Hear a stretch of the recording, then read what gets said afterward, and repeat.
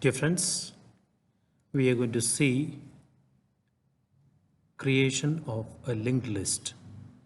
Let's say we want to create a linked list with n nodes. So how do we do it? We know this is a structure required. That means every node has an integer item, a value, and a pointer to the next node. So that is a structure. So let's imagine this is a node value and a pointer to the next node. So we have a linear order of nodes which are connected and how they can be created dynamically. So in this process, what we are going to do is first we create the first node. Okay, let's imagine the first node. We create the first node and we mark this as, let us say, it's the first node. So we create this, mark this as P. We mark this as, so this is P, and we are going to, let's say we enter the value, suppose 2. So we enter the value 2, and then we are going to create the subsequent n minus 1 number of nodes. So in order to do that, since we need to move out, it may be good that I mark this also with another pointer. Let's say I mark this as Q. Okay, so I mark it two ways. So first is my pointer P, and I also mark it as Q. Q will be used for my the remaining nodes to be built. So this is, let's say, Q. So this is P and Q. There are 2 pointers kept here. Having done this, now I'm going to run it n minus 1 times. The remaining number of nodes are going to be created in loop. So let's imagine I build my first node, okay, the next node. Now this is each node that is being built new each time. We can call it, let's say this is my node R. So I build a node R, then I enter the value here 5, okay, and this node needs to be connected to my previous node. So my previous node is P or Q. I will use P, I will use it to keep it always here, because when I have completed creation I need to know the node, but I will move this Q pointer, keep moving in succession so that I can every time connect my new node to the previous node. So this is Q, so I want to link this. This has to be connected. So in order to connect this, we know this is my node R and this is a new previous node, and I connect to the previous field. So this is Q next equal to R. So if you look a line like this, we find here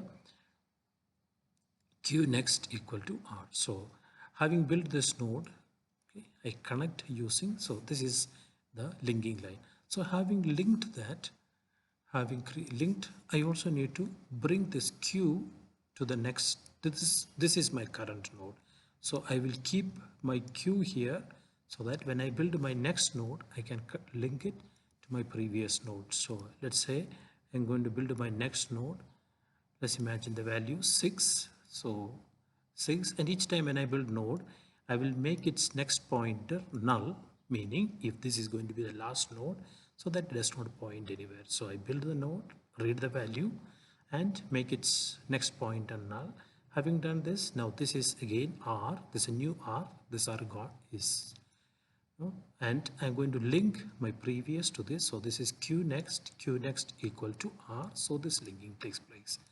After that, I bring my Q again here. So Q is now on this node, and build my next node, that is the node here, okay, and I enter the value, read the value here as 8, and this is made null, in this case the last node.